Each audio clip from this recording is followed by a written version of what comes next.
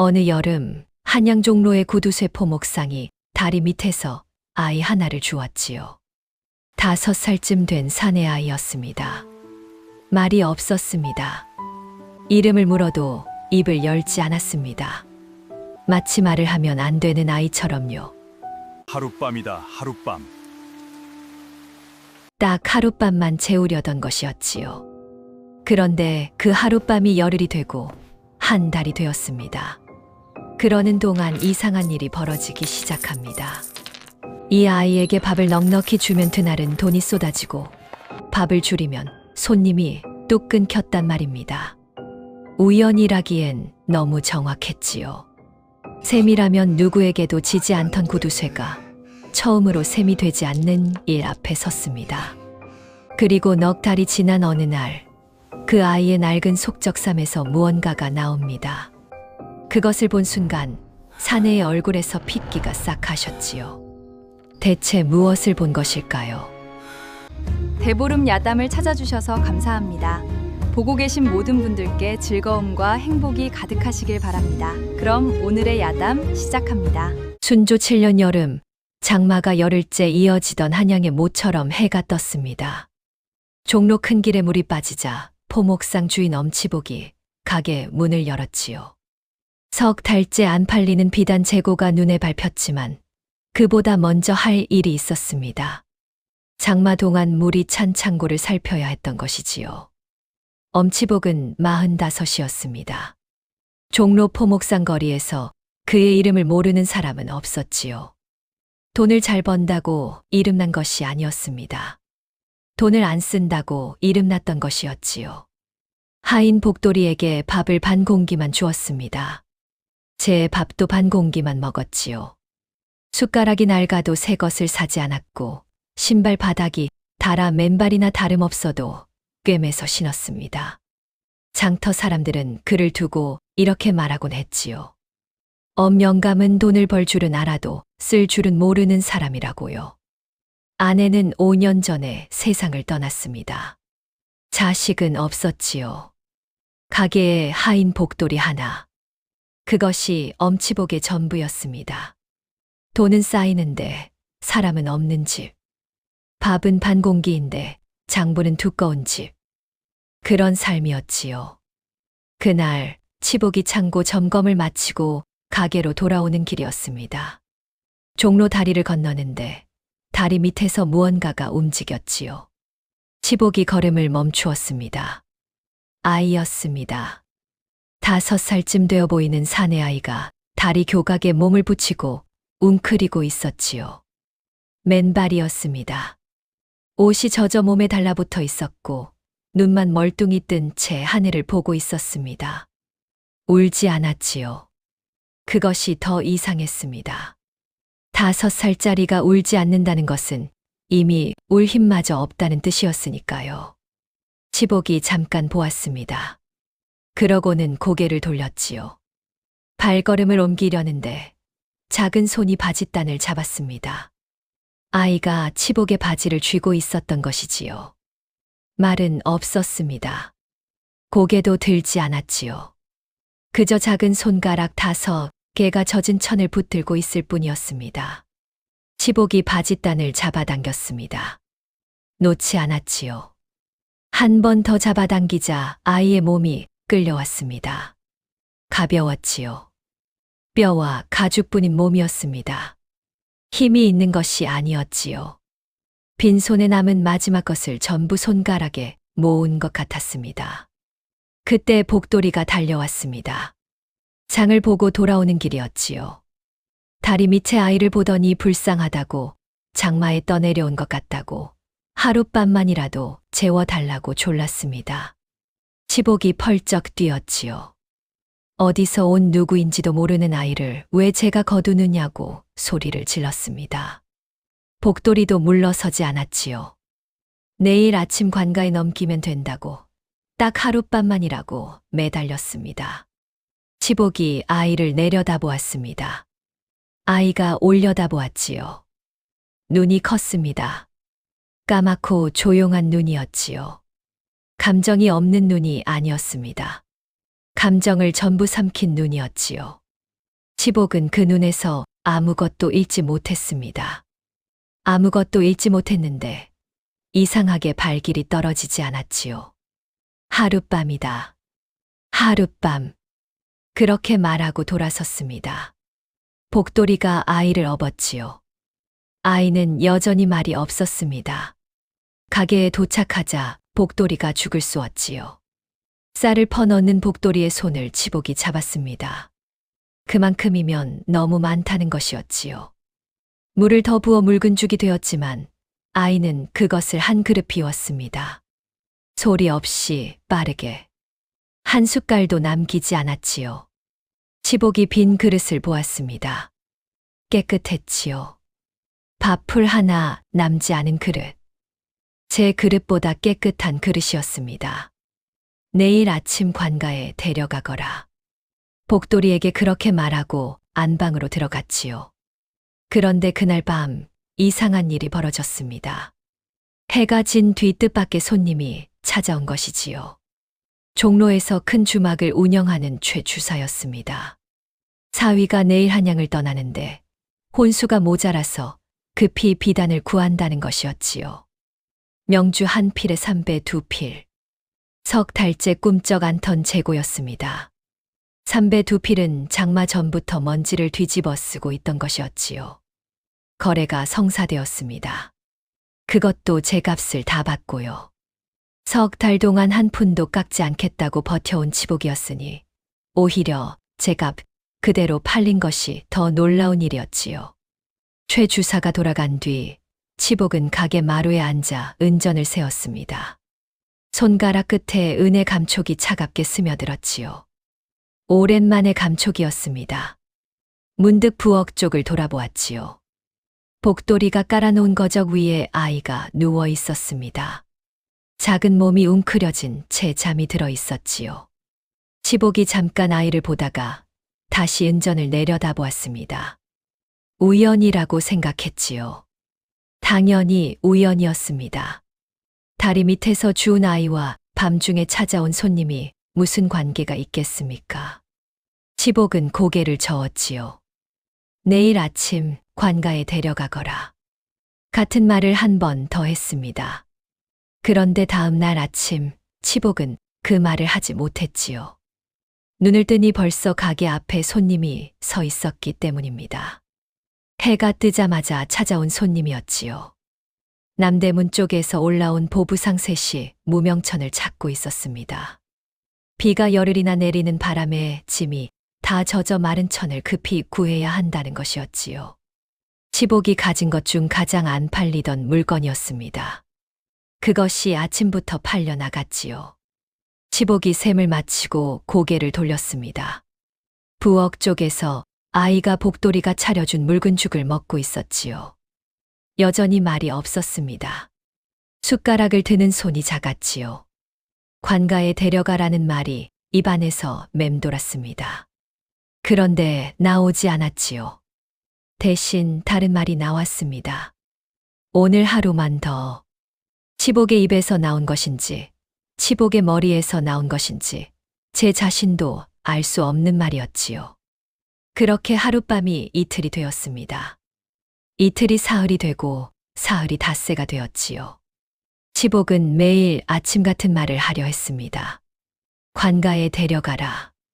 그런데 매일 아침 무슨 일이 생겨서 그 말이 미뤄졌지요. 어느 날은 서소문 양반집에서 혼례용 비단을 찾는 하인이 왔고, 어느 날은 장마에 물건을 잃은 종로 상인들이 외상 거래를 청했습니다.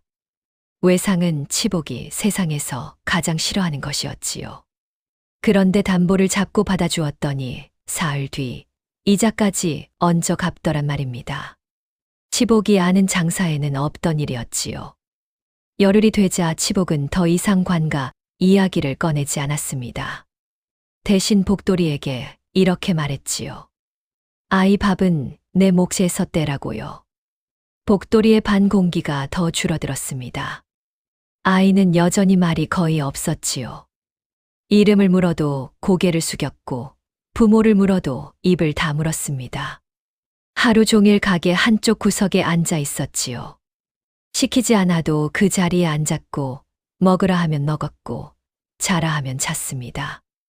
웃지 않았지요. 울지도 않았습니다. 마치 제가 살아있는 것인지 아닌지 스스로도 정하지 못한 아이 같았지요. 그런데 딱 한 번 아이가 스스로 무언가를 한 일이 있었습니다. 복도리의 밥이 반 공기로 줄어든 어느 날이었지요. 셋이 둘러앉아 밥을 먹는데 아이가 제 그릇을 물끄러미 내려다보았습니다. 그러더니 숟가락으로 밥 한 술을 떠서 말없이 복도리의 그릇에 옮겨 놓았지요. 제 것도 넉넉지 않은 아이였습니다. 그런데 제 입에 들어갈 것을 덜어 늙은 하인에게 준 것이었지요. 아무 말도 하지 않았습니다. 그러고는 다시 제 밥을 먹었지요. 복도리가 숟가락을 멈추었습니다. 목이 메어 한동안 밥을 넘기지 못했지요. 이 아이가 무엇인지는 몰라도 마음이 있는 아이라는 것만은 그날 확실히 알았습니다. 치복은 그 장면을 보지 못했지요. 보았어도 셈이 아닌 것은 눈에 들어오지 않았을 것이었습니다. 치복이 보고 있던 것은 따로 있었으니까요. 바로 장부였습니다. 아이가 온 뒤로 이상하리만큼 장사가 되었지요. 그런데 이 이상함을 가장 먼저 몸으로 느낀 사람은 치복이 아니었습니다. 복돌이었지요. 복돌이는 셈에 밝은 사람이 아니었습니다. 장부를 읽을 줄도 몰랐지요. 그러나 20년을 상가해서 굴러먹은 몸이었습니다. 머리로는 몰라도 몸으로는 아는 것이 있었지요. 아이 밥그릇이 넉넉한 날이면 어김없이 가게 앞이 북적였고 아이 밥그릇이 얕은 날이면 파리가 날았습니다. 복돌이는 그것을 며칠이나 지켜보다가 등골이 서늘해졌지요. 이 아이가 사람인지 아니면 사람의 탈을 쓴 무엇인지. 그러나 그것보다 앞선 것이 있었습니다. 가엾은 마음이었지요. 무엇이든 간에 이 아이는 굶고 있었으니까요. 복돌이는 이 일을 치복에게 말하지 않았습니다. 입 밖에 내면 정말로 그런 일이 되어버릴 것 같았으니까요. 한 달이 되자 치복도 눈치를 챘습니다. 구두쇠는 세상의 모든 것을 셈으로 보는 사람이었지요.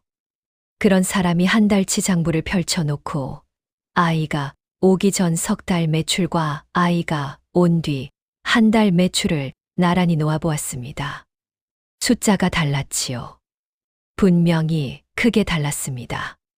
치복의 머릿속에 한 가지 생각이 떠올랐지요.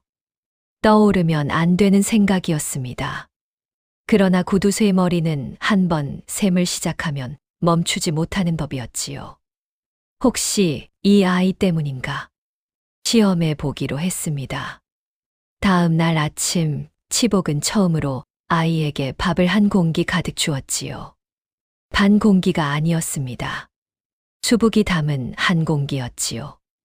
복돌이가 놀라서 주인을 쳐다보았습니다. 치복은 아무 말도 하지 않았지요. 그날 오후 주문이 몰렸습니다. 옷 찢는 아낙네들이 한꺼번에 무명을 사러 왔고 혼례철을 앞둔 집안에서 명주를 찾는 심부름꾼이 뒤따랐지요. 해가 지기 전에 하루 장사가 끝났고 닷새치 매출이 하루에 들어온 것이었습니다. 치복의 손이 떨렸지요. 장부를 적는 손이 아니었습니다. 셈을 하는 머리가 떨린 것이었지요. 다음 날 시험을 뒤집었습니다. 아이에게 다시 반 공기를 주었지요. 그날 손님이 끊겼습니다. 아침부터 해질녘까지 가게 앞을 지나간 사람은 많았지만 문을 연 사람은 없었지요. 저녁에 장부를 펼치자 매출이 한 줄도 적혀 있지 않았습니다. 한 달 만에 처음 있는 일이었지요. 치복이 밤새 잠을 이루지 못했습니다. 천장을 보며 셈을 했지요. 밥 한 공기의 값과 그날 들어온 매출의 차이를, 밥 반 공기를 줄였을 때 사라진 매출의 크기를. 구두쇠의 머리는 밤새 돌아갔고 날이 밝을 무렵 하나의 결론에 도달했지요. 이 아이에게 잘해주면 돈이 들어온다. 그날부터 치복이 달라졌습니다. 아이에게 밥을 한 공기씩 주기 시작했지요. 반찬도 하나 더 얹었습니다. 복돌이의 눈이 휘둥그레졌지요. 치복이 남에게 밥을 퍼주는 것은 가게를 연 1회 처음 있는 일이었습니다. 아니, 태어나서 처음 있는 일이었을지도 모르지요. 치복이 웃었습니다. 그러나 그 웃음은 아이를 향한 것이 아니었지요. 장부를 향한 것이었습니다. 바로 이것이 문제였지요. 치복은 아이에게 잘해주기 시작한 것이 아니었습니다. 아이에게 투자하기 시작한 것이었지요. 밥 한 공기는 정이 아니라 미천이었습니다. 반찬 하나는 온기가 아니라 계산이었지요. 구두쇠가 난생 처음 남에게 쌀을 퍼주는 이유가 그 사람이 불쌍해서가 아니라 그래야 돈이 들어오니까. 참으로 슬픈 일이 아니겠습니까? 아이는 몰랐습니다. 밥이 늘어난 이유를 몰랐고 반찬이 생긴 이유를 몰랐지요. 다만 주는 대로 먹고 시키는 대로 앉아 있었습니다. 여전히 말이 없었고 여전히 웃지 않았지요. 그러면서도 제 밥에서 한 수를 덜어 복돌이에게 건네는 일은 그치지 않았습니다. 주면 줄수록 더 나누는 아이였지요. 그것이 치복의 셈과는 정반대라는 것을 정작 치복만 몰랐습니다. 이웃집 향이가 그 무렵 치복의 가게에 드나들기 시작했지요. 과부였습니다. 30대 초반 남편을 여인 뒤 혼자 바느질 삭스로 살아가는 여인이었지요. 아이가 있다는 소문을 듣고 찾아와 잎이 옷가지를 가져오고 아이의 머리를 빗겨 주기도 했습니다. 향이는 치복의 셈법을 눈치챘지요. 거래가 있는 날에만 아이 밥이 넉넉하다는 것을요. 그러나 말하지 않았습니다. 아직은요. 다만 아이를 볼 때마다 눈이 길어졌지요. 2달이 지났습니다.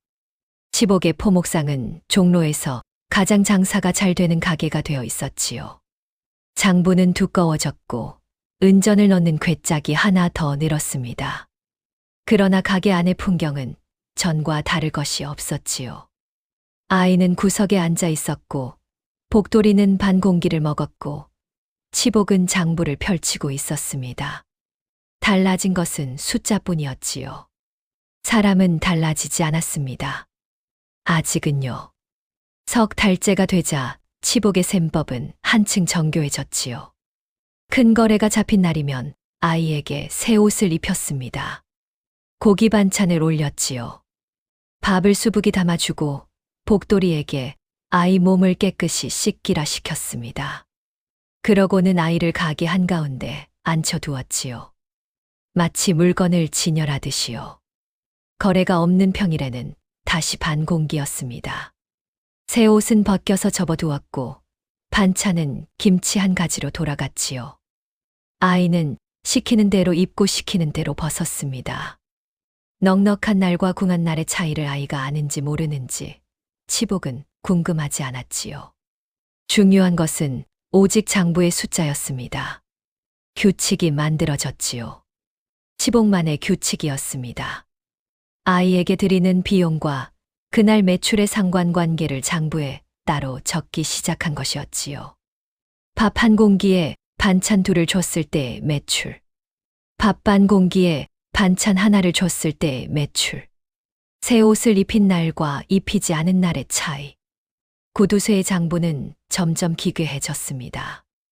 아이를 다루는 방법이 적힌 장부, 사람을 숫자로 관리하는 장부였지요.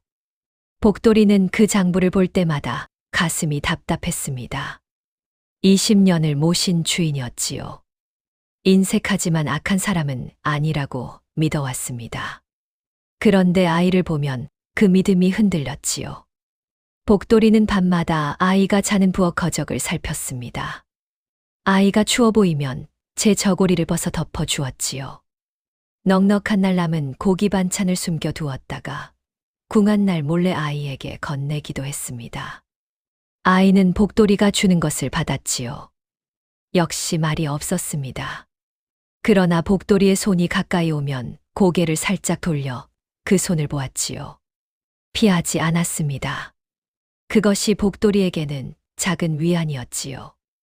향이가 치복에게 말한 것은 그 무렵이었습니다. 바느질거리를 가지러 가게에 들렀다가 아이가 구석에 맨바닥으로 앉아 있는 것을 보았지요. 전날은 큰 거래가 있어 새 옷에 고기 반찬이었는데 오늘은 다시 낡은 옷에 빈 그릇이었습니다. 향이의 눈이 좁아졌지요. 아이를 물건처럼 대하지 마시오. 사람은 재산이 아니오.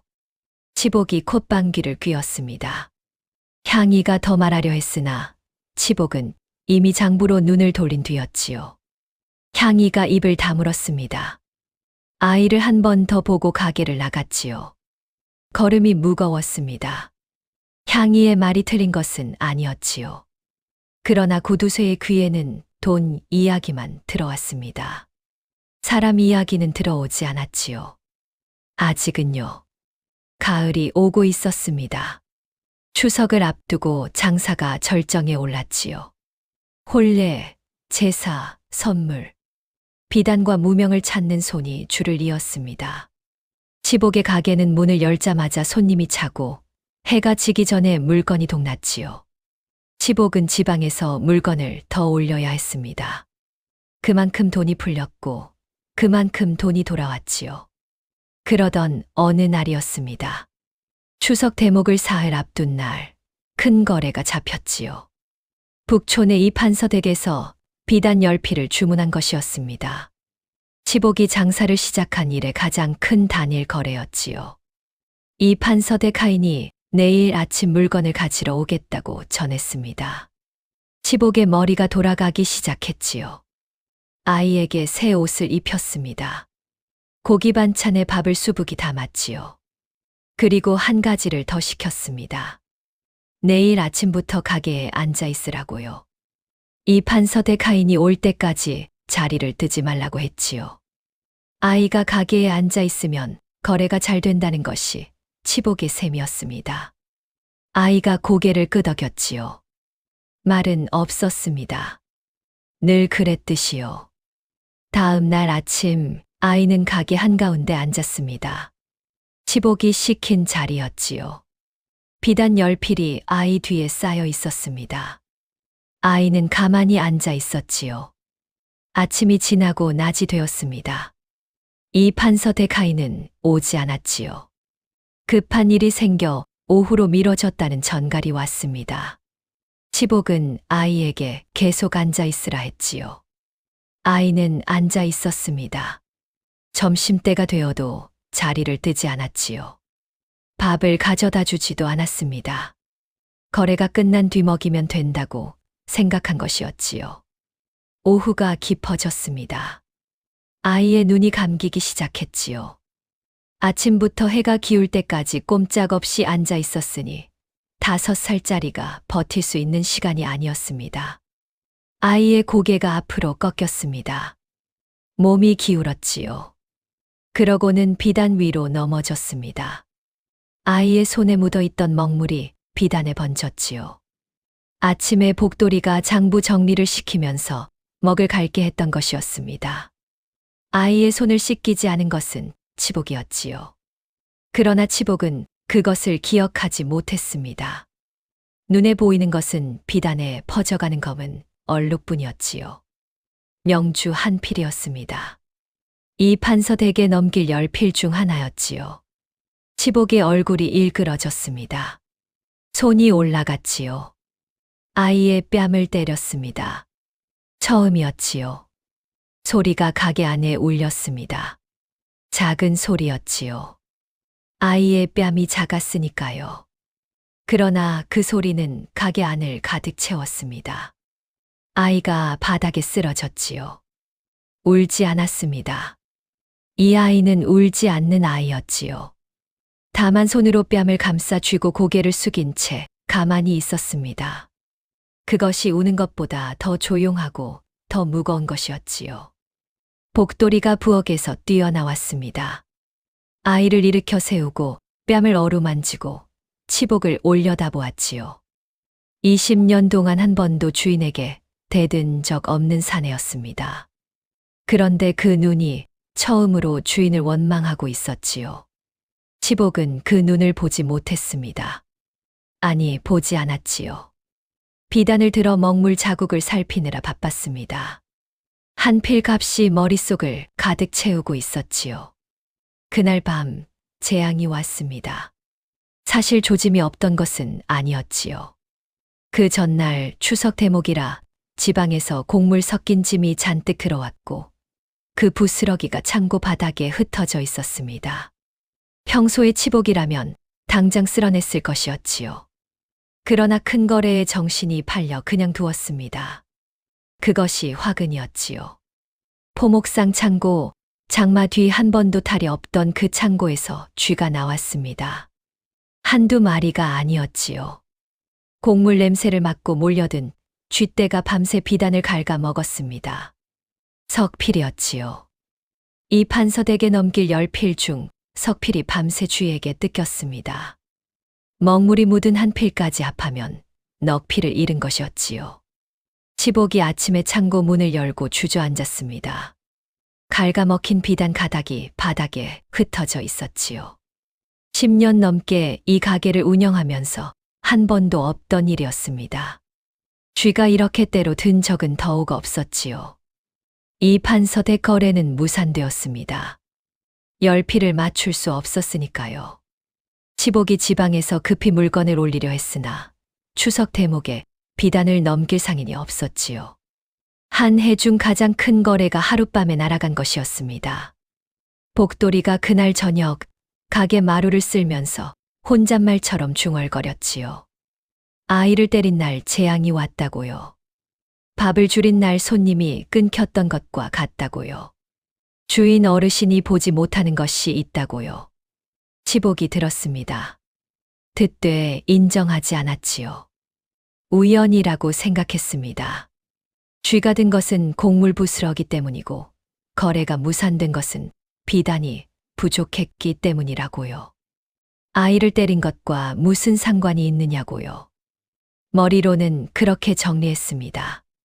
그러나 가슴 한구석이 서늘했지요. 치복은 그 서늘함의 정체를 알지 못했습니다.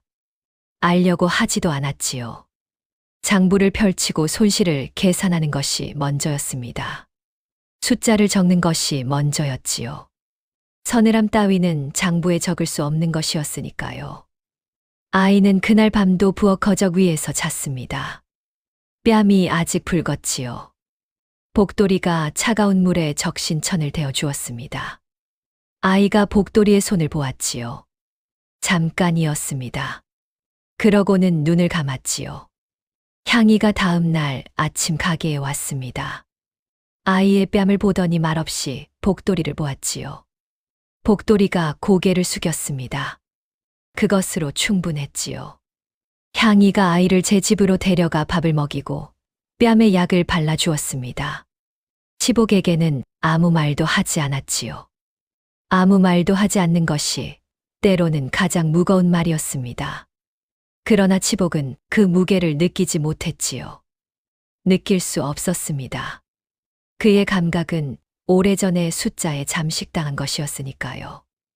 이 사내가 그 감각을 되찾으려면 숫자가 아닌 다른 것이 그를 흔들어야 했지요.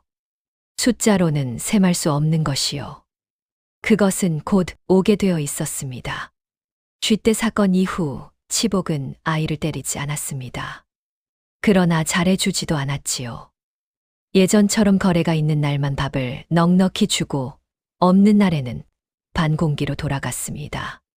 달라진 것은 하나뿐이었지요. 아이를 가게에 앉히는 일을 그만둔 것이었습니다.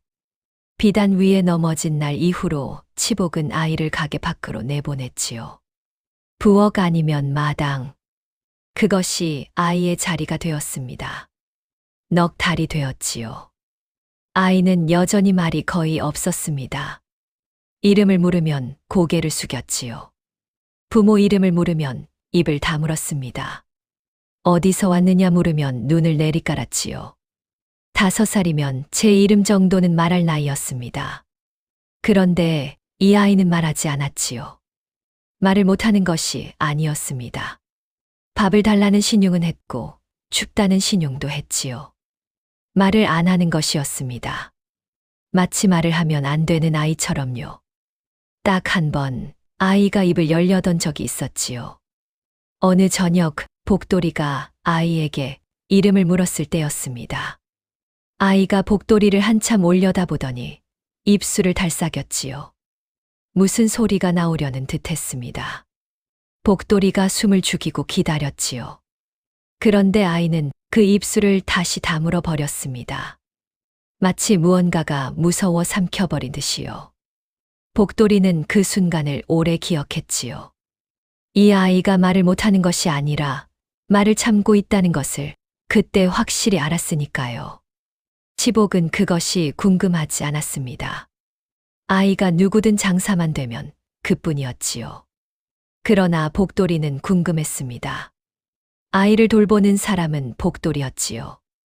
밥을 먹이고 재우고 씻기는 것이 전부 복돌이의 몫이었습니다. 넉 달을 함께 지내면서 복돌이는 아이의 작은 것들을 알게 되었지요. 잠들기 전에 반드시 오른쪽으로 돌아눕는다는 것. 밥을 먹을 때 숟가락을 왼손으로 쥔다는 것. 그리고 속적삼을 절대 벗지 않는다는 것. 그날 복돌이가 아이의 옷을 빨려고 속적삼을 벗겼습니다. 아이가 잠든 틈이었지요. 낡고 얇은 속적삼이었습니다. 원래는 흰색이었을 천이 누렇게 바랜 것이었지요. 복돌이가 속적삼을 물에 담그려다가 멈추었습니다. 깃 안쪽에 글씨가 있었지요. 수놓은 것이었습니다. 바느질로 한 땀 한 땀 새긴 글자. 작았지요. 손톱보다 조금 큰 정도였습니다. 실의 색이 발에어 천과 거의 같은 빛이 되어 있었기에 넉 달 동안 아무도 발견하지 못한 것이었지요. 복돌이가 글씨를 알아보려고 속적삼을 빛에 비추었습니다. 강자였지요. 복돌이는 글자를 읽을 줄 아는 하인이 아니었지요. 그러나 이 글자는 알았습니다. 성이었지요. 사람의 성을 속적삼에 수놓는 것은 어린 아이를 잃어버리지 않으려는 어미의 마음이었습니다. 아이가 어디서 왔든 이 아이의 성은 강이었지요.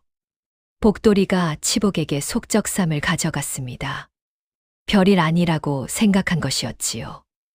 아이의 성을 알면 신원을 찾는데 도움이 될 것이라고, 그래야 아이에게 이름이라도 붙여줄 수 있지 않겠느냐고 말하려 한 것이었습니다.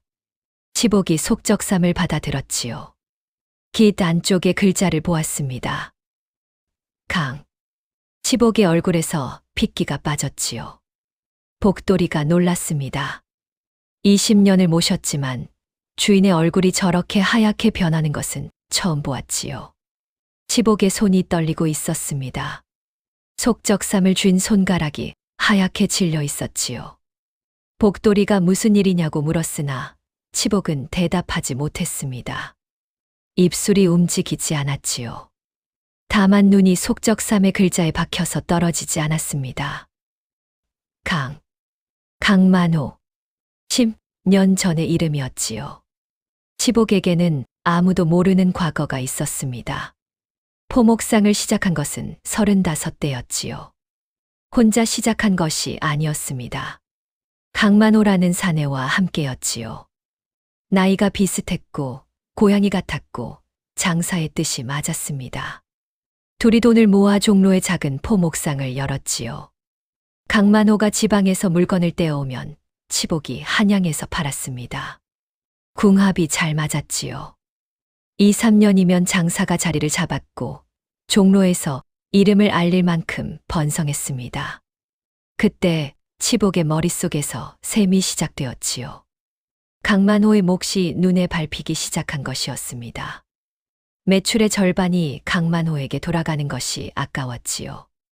제가 한양에서 손님을 잡고 가격을 매기고 장부를 적는데 왜 절반을 나눠야 합니까? 물건을 떼어오는 것은 누구라도 할 수 있는 일 아닙니까? 고두쇠의 셈법은 그렇게 시작되었고 그 셈법은 결국 장부에 손을 대는 데까지 이르렀지요. 치복이 장부를 조작했습니다. 매출을 줄여 적고 비용을 부풀렸지요. 강만호에게 돌아갈 이익을 조금씩, 그러나 꾸준히 줄였습니다. 1년을 그렇게 했지요. 강만호는 눈치채지 못했습니다. 장부는 치복이 관리하는 것이었으니까요. 동업자를 믿은 것이었지요. 2년째 되는 해 치복이 판을 뒤집었습니다. 장부를 들이밀며 강만호에게 말했지요. 장사가 적자라고요. 자네 몫으로 줄 것이 없다고요. 오히려 자네가 나에게 빚진 것이 있다고요. 강만호가 장부를 들여다보았습니다. 숫자가 그렇게 적혀 있었지요. 강만호는 셈에 밝은 사람이 아니었습니다. 치복이 적어놓은 숫자가 맞는지 틀리는지 판단할 능력이 없었지요. 다만 동업자가 거짓말을 할 리 없다고 믿었을 뿐이었습니다. 강만호는 하루아침에 빈털터리가 되었지요. 가게에서 쫓겨났습니다. 치복에게 빚이 있다는 장부가 남았으니 따질 수도 없었지요. 아내와 함께 한양을 떠났습니다. 그것이 10년 전이었지요. 그 뒤로 소식이 끊겼습니다. 치복은 그 돈으로 가게를 키웠지요. 강만호의 목까지 삼킨 돈으로 종로에서 가장 큰 포목상의 주인이 된 것이었습니다. 모든 것의 시작이 그 배신이었다는 것을 치복은 알고 있었지요. 알면서 10년을 살았습니다. 장부를 펼칠 때마다 10년 전 조작한 숫자가 보였지요. 그 숫자 위에 새로운 숫자를 덮었으며 살아온 10년이었습니다. 그런데 그 성이 돌아온 것이었지요. 속적삼에 수노인 한 글자. 강. 5살짜리 아이의 속적삼에요. 이상함을 느낀 치복이 미친 듯이 아이의 내력을 추적하기 시작했습니다. 다음 날 아침부터 사람을 풀었지요. 돈이 아까운 치복이 처음으로 돈을 아끼지 않았습니다. 종로 인근의 입방아꾼들에게 돈을 쥐어주고 소식을 모았지요. 한양을 떠난 강만호가 어디로 갔는지, 지금 어디에 있는지, 살아있기는 한 것인지요. 닷새가 걸렸습니다. 소식이 돌아왔지요.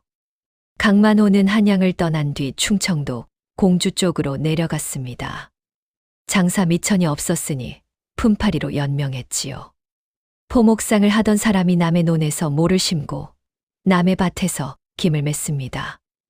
아내가 삭바느질로 돈을 보탰지요. 그렇게 3, 4년을 버텼으나 강만호의 몸이 먼저 무너졌습니다. 3년 전 병을 얻어 죽었지요. 아내도 이듬해 뒤따라 세상을 떠났습니다. 남은 것은 아이 하나뿐이었지요. 친척이 없었습니다. 걷어줄 사람도 없었지요. 아이는 한동안 마을을 떠돌았습니다. 누가 밥을 주면 먹고 아무도 밥을 주지 않으면 굶었지요. 그러다 어느 날 충청도와 한양을 오가던 보부상 무리가 길가에 웅크린 아이를 발견했습니다. 어린 것을 그대로 둘 수 없었던지라 한동안 먹을 것을 나눠주며 데리고 다녔지요.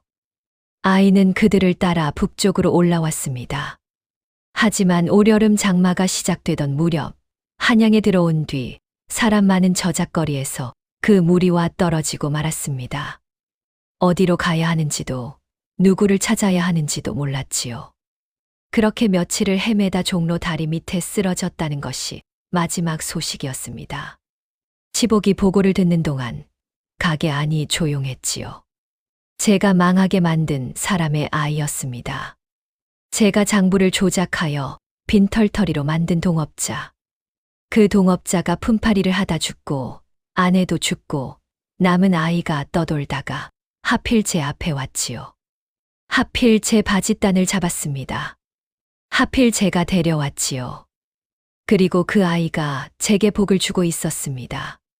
치복의 손에서 장부가 떨어졌지요. 그 밤 치복은 안방에 불을 켜지 않았습니다. 어둠 속에 앉아 있었지요.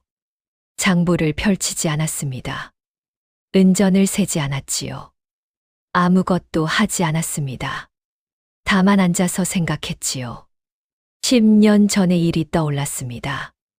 강만호가 장부를 들여다보던 얼굴, 숫자를 읽으면서 점점 창백해지던 그 얼굴, 그리고 마지막에 치복을 올려다보던 눈. 강만호는 화를 내지 않았지요. 따지지도 않았습니다. 다만 올려다보았을 뿐이었지요. 그 눈이 10년이 지난 지금 다시 보였습니다. 아이의 눈과 같았지요. 까맣고 조용한 눈, 감정을 전부 삼킨 눈, 아비의 눈이었습니다. 치복이 자리에서 일어났지요. 부엌으로 걸어갔습니다. 발소리를 죽이고 문을 열지 않고 문틈으로 안을 보았지요. 복도리가 깔아놓은 거적 위에 아이가 자고 있었습니다. 작은 등이 오르내리고 있었지요. 숨을 쉬고 있었습니다. 살아 있었지요. 제가 망하게 만든 사람의 아이가 제 집 부엌에서 거적 한 장 위에서 살아 있었습니다. 치복의 눈에서 눈물이 흘렀지요. 소리가 나지 않았습니다. 어깨가 떨리지도 않았지요. 다만 눈에서 물이 나왔습니다. 멈추지 않았지요.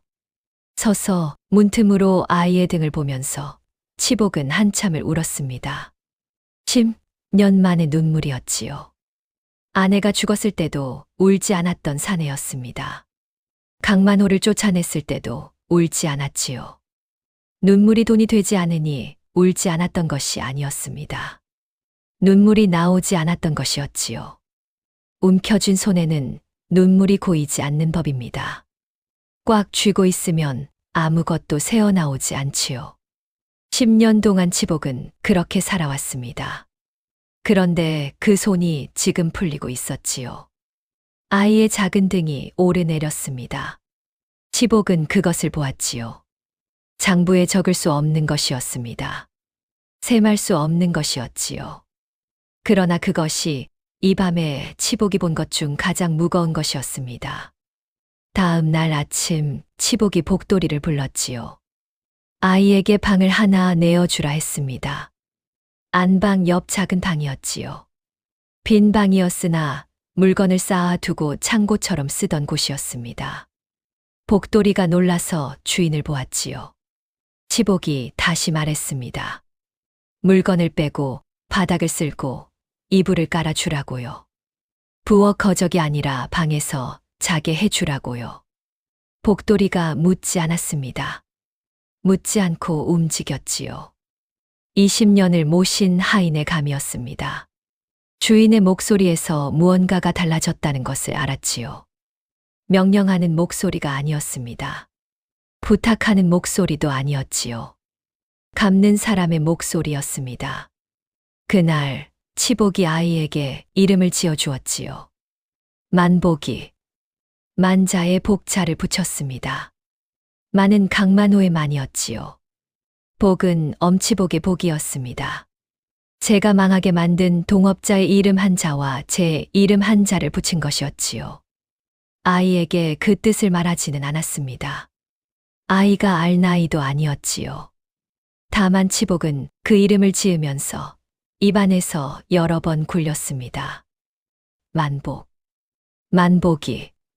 부를 때마다 강만호의 이름이 함께 불리고 제 이름이 함께 불리는 것이었지요. 죄를 지은 자와 죄를 입은 자가 한 이름 안에 나란히 놓인 셈이었습니다. 그것이 치복이 할 수 있는 첫 번째 것이었지요. 아이가 고개를 들었습니다. 이름을 부르자 올려다본 것이었지요. 넉 달 동안 이름 없이 살아온 아이가 처음으로 불림을 받은 순간이었습니다. 아이의 표정이 바뀌지는 않았지요. 그러나 고개를 든 것, 그것만으로 충분했습니다. 치복이 밥상을 차렸지요. 복돌이에게 시키지 않았습니다. 제가 직접 부엌에 들어갔지요. 쌀을 씻고 불을 떼고 밥을 지었습니다. 엄치복이 남을 위해 밥을 짓는 것은 태어나서 처음 있는 일이었지요. 쌀을 물에 넣는 손이 어색했습니다. 불 조절을 몰라 밥이 눌었지요. 그래도 밥이었습니다. 밥 한 공기를 아이 앞에 놓았지요. 반찬은 김치와 된장뿐이었습니다. 거래가 있는 날이 아니었지요. 그런데도 밥이 한 공기였습니다. 처음이었지요. 셈 없이 밥을 준 것은 처음이었습니다. 아이가 밥을 먹었지요. 치복이 맞은편에 앉아 제 밥을 먹었습니다. 한 공기였지요. 치복도 한 공기를 먹었습니다. 반 공기가 아니었지요. 둘이 마주 앉아 밥을 먹는 것은 이 집이 생긴 이래 처음 있는 풍경이었습니다. 복돌이가 부엌 문 앞에서 그것을 보았지요. 아무 말도 하지 않았습니다. 다만 코끝이 시큰거렸지요. 그날부터 치복이 달라졌습니다. 아침마다 아이와 밥을 같이 먹었지요. 거래가 있든 없든 밥은 한 공기였습니다. 반찬이 좋은 날도 있었고 김치 하나인 날도 있었지만 밥만큼은 줄이지 않았지요. 장부에 아이 관련 항목을 적는 일을 그만두었습니다. 아이에게 새 옷을 입히되 거래 날에만 입히고 벗기는 일은 하지 않았지요. 그렇다면 장사가 더 잘 되었을까요? 아니었지요. 오히려 평범해졌습니다. 큰 거래가 끊어진 것은 아니었지만 아이가 온 직후처럼 미친 듯이 손님이 몰리는 일은 없어졌지요. 매출이 반으로 준 것도 아니고 2배로 오른 것도 아니었습니다. 그저 보통이었지요. 종로 포목상거리에서 중간쯤 되는 망하지도 흥하지도 않는 가게. 그것이 치복의 가게가 된 것이었습니다. 예전에 치복이었다면 밤잠을 설쳤을 것이었지요. 매출이 줄었다고 다시 밥을 줄이고 반찬을 빼고 셈을 시작했을 것이었습니다. 그러나 이번에는 장부를 덮었지요. 웬일인지 그리 아깝지가 않았습니다. 돈이 예전만 못한 대신 다른 것이 가게에 들어차기 시작했으니까요. 복돌이가 웃기 시작했지요. 20년 동안 반 공기를 먹으며 웃지 못했던 사내가 아침에 한 공기를 받아들고 눈이 젖었습니다. 치복이 복돌이의 밥도 한 공기로 올린 것이었지요. 말은 하지 않았습니다. 그냥 한 공기를 놓았을 뿐이었지요. 복돌이가 치복을 올려다보았고 치복은 고개를 돌렸습니다. 그것이 이 사내가 할 수 있는 최선의 표현이었지요. 만복이가 그날도 제 밥에서 한 술을 덜어 복돌이 그릇에 옮기자 복돌이의 그릇에는 두 사람의 마음이 담긴 셈이었습니다. 향이가 반찬을 갖다 주기 시작했지요.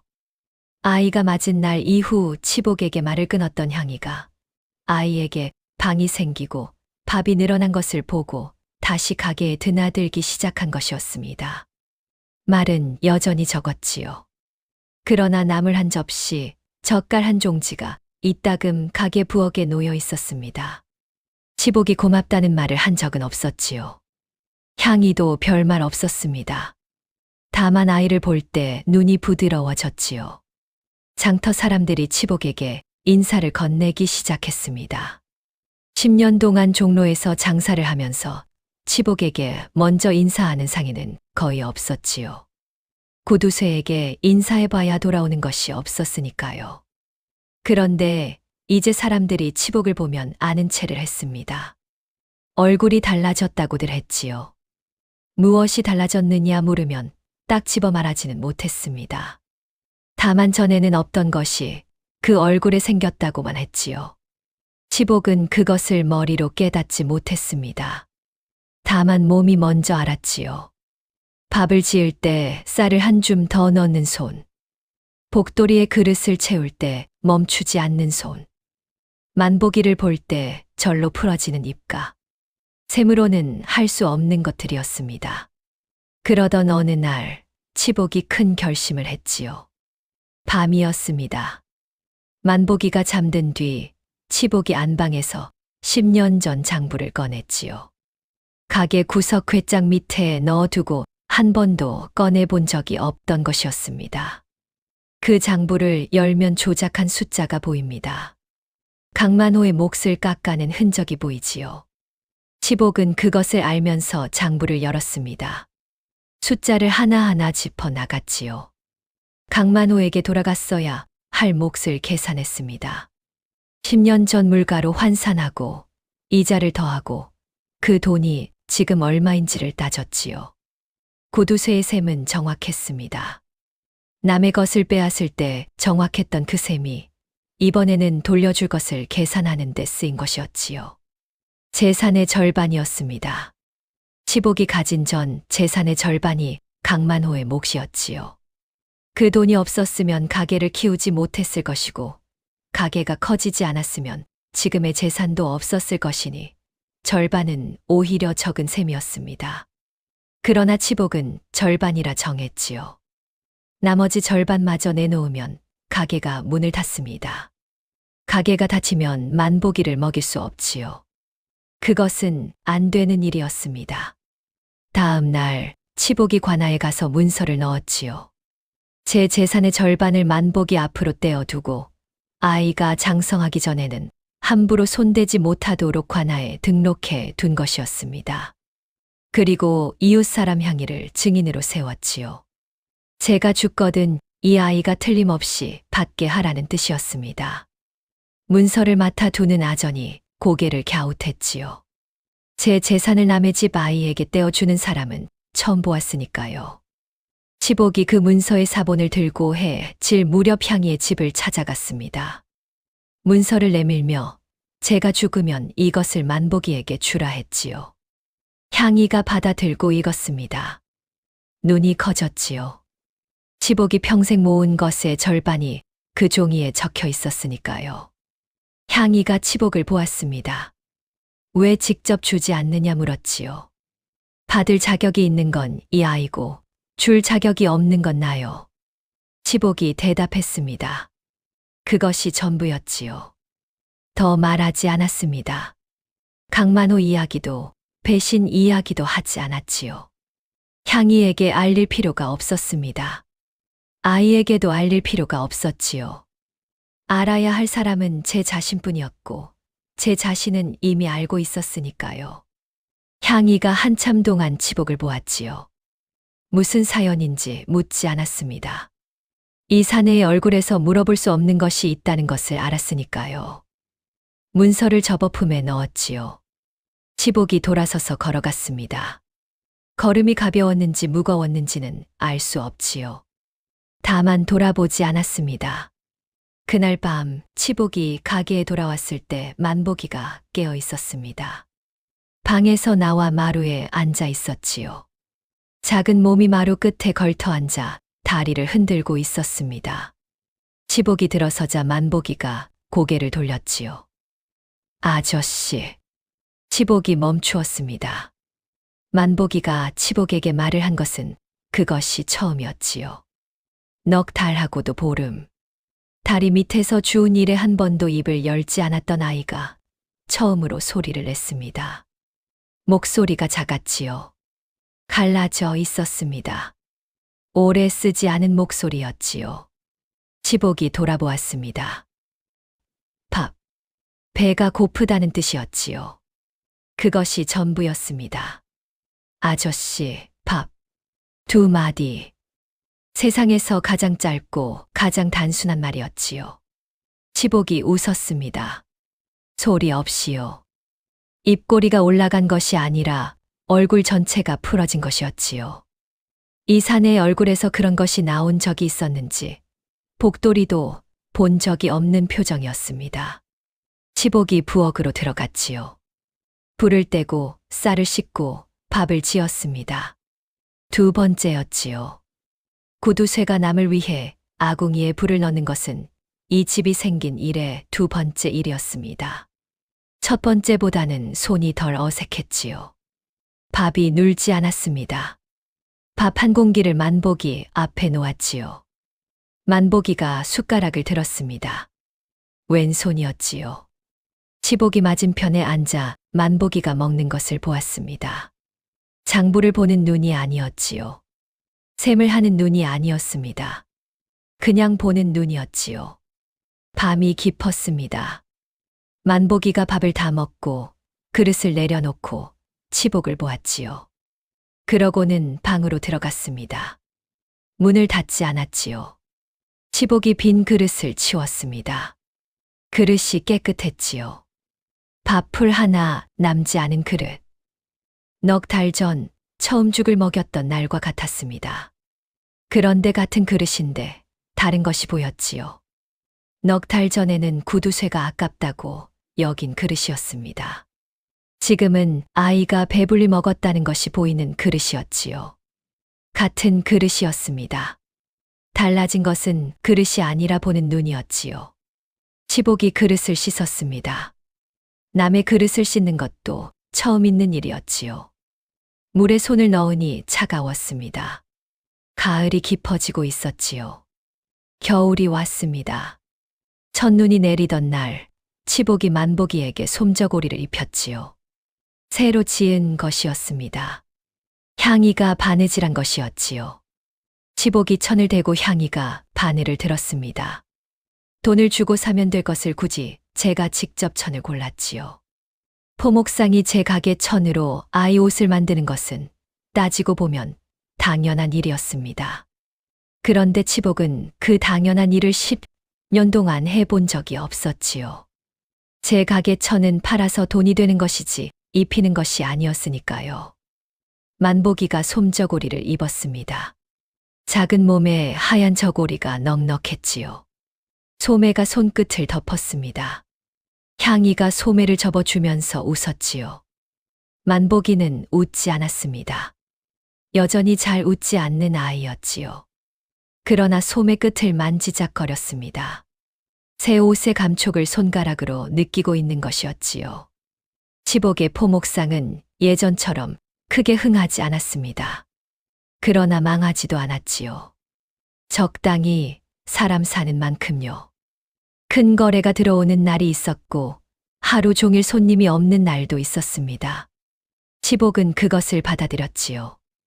받아들인다는 것은 셈을 멈춘다는 뜻이 아니었습니다. 셈을 하되 그 셈에 휘둘리지 않는다는 뜻이었지요. 구두쇠에게는 그것이 가장 어려운 일이었습니다. 만복이의 말이 조금씩 늘어났지요. 처음에는 아저씨와 밥뿐이었습니다. 며칠 뒤에 추워요가 붙었지요. 그 다음에는 복돌이를 불렀습니다. 복돌이의 이름을 부른 날, 복돌이가 부엌에서 등을 돌리고 한참을 서 있었지요. 어깨가 떨리고 있었습니다. 이 늙은 아이는 제 이름이 그렇게 고운 소리인 줄 그날 처음 알았지요. 겨울이 깊어지면서 만복이의 말은 점점 길어졌습니다. 단어가 문장이 되었지요. 어느 날 아침 만복이가 가게 안을 두리번거리다가 선반에 쌓인 천을 가리켰습니다. 아저씨, 이거 뭐예요? 치복이 돌아보았지요. 만복이가 가리킨 것은 명주였습니다. 흰 명주 한 필이 선반 위에 접혀 있었지요. 치복이 자리에서 일어나 명주를 꺼내려다 멈추었습니다. 그러고는 만복이를 안아 올렸지요. 아이를 안아본 적이 없는 사내의 팔이었습니다. 어색했지요. 아이가 가벼웠습니다. 넉 달 전 다리 밑에서 처음 끌어올렸을 때보다는 무거웠지만 여전히 가벼운 몸이었지요. 만복이를 선반 높이에 올려 세우고 천을 만지게 했습니다. 이건 명주라 한다. 만져봐라. 매끄럽지. 만복이가 명주를 만졌지요. 작은 손가락이 천 위를 훑었습니다. 치복이 옆에 있는 천을 가리켰지요. 이건 못이. 여름에 입는 거다. 시원하지. 그리고 이건 무명. 백성들이 가장 많이 쓰는 천이다. 명주, 못이, 무명. 하나하나 짚어가며 알려주었지요. 만복이가 고개를 끄덕이며 들었습니다. 이해했는지 못했는지는 알 수 없었지요. 5살이었으니까요. 그러나 치복의 목소리를 듣고 있었습니다. 그것이 중요한 것이었지요. 치복이 천을 알려주는 동안 얼굴에 무언가가 떠올랐습니다. 10년간 없던 것이었지요. 장부를 볼 때의 얼굴이 아니었습니다. 은전을 셀 때의 얼굴이 아니었지요. 셈을 하지 않는 얼굴이었습니다. 가르치는 사람의 얼굴이었지요. 아이에게 무언가를 건네주는 사람의 얼굴이었습니다. 복돌이가 그 얼굴을 보았지요. 가게 구석에서 빗자루를 들고 서서 주인 어르신이 아이에게 천을 알려주는 모습을 보았습니다. 20년을 모시면서 한 번도 보지 못한 얼굴이었지요. 빗자루를 내려놓고 향이의 집으로 갔습니다. 향이가 문을 열었지요. 복돌이가 말했습니다. 주인 어르신 얼굴에서 처음 보는 것이 있다고요. 향이가 물었지요. 뭐냐고요. 복돌이가 대답했습니다. 사람 얼굴. 그것이 전부였지요. 향이가 고개를 끄덕였습니다. 더 물어볼 것이 없었지요. 그해 겨울은 유난히 추웠습니다. 한양의 눈이 자주 내렸고 종로 큰 길이 하얗게 덮이는 날이 많았지요. 치복의 가게는 눈이 오면 손님이 뜸했습니다. 예전에 치복이었다면 안달이 났을 것이었지요. 그러나 치복은 눈이 오는 날이면 가게 문을 일찍 닫았습니다. 아궁이에 불을 넣고 만보기와 복돌이와 셋이 방에 앉았지요. 만보기가 치복의 무릎 가까이에 앉는 것을 치복은 막지 않았습니다. 가까이 오는 것을 허락하는 것. 그것도 치복에게는 새로운 일이었지요. 평생 아무도 가까이 오지 못하게 했던 사내였습니다. 돈괴짝도 가까이 오지 못하게 했고 사람은 더더욱 가까이 오지 못하게 했지요. 그런 사내의 무릎 옆에 5살짜리가 앉아 있었습니다. 만보기가 언제부터 웃었는지는 아무도 정확히 기억하지 못했지요. 복돌이는 솜저고리를 입은 날부터였다 했습니다. 향이는 천 이름을 배운 날부터였다 했지요. 치복은 아무 말도 하지 않았습니다. 다만 만보기가 웃는 것을 보았을 때, 그 작은 입꼬리가 올라가는 것을 보았을 때, 치복의 가슴에서 무언가가 차오른 것은 사실이었지요. 장부에 적을 수 없는 것이었습니다. 은전으로 셀 수 없는 것이었지요. 그러나 분명히 차오르는 것이었습니다. 빈 그릇에 물이 차오르듯이 소리 없이 천천히요.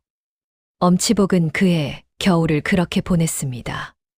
종로 포목산 거리의 구두쇠 엄영감. 돈을 벌 줄은 알아도 쓸 줄 모른다던 사내. 밥을 반 공기만 먹고 하인에게 반 공기만 주고 신발이 닳아도 꿰매 신던 사내. 그 사내의 집에 아이가 하나 살게 되었고 밥이 한 공기가 되었고 가게에서 천 이름을 가르치는 소리가 들리기 시작했지요. 그것이 크게 달라진 것이냐 물으신다면 글쎄요. 크게 달라진 것은 아닐지도 모릅니다. 세상이 뒤집히거나 기적이 일어나거나 하늘에서 금은보화가 내려온 것이 아니었으니까요. 그러나 빈집에 밥 짓는 냄새가 난 것은 달라진 것이었지요. 반 공기가 한 공기가 된 것은 달라진 것이었습니다. 20년 동안 웃지 못했던 하인이 웃는 것은 달라진 것이었지요. 그리고 울지 않던 아이가 웃기 시작한 것은 분명히 달라진 것이었습니다. 이 이야기가 전하고자 하는 바는 이것이었지요. 복은 하늘에서 뚝 떨어지는 것이 아니었습니다.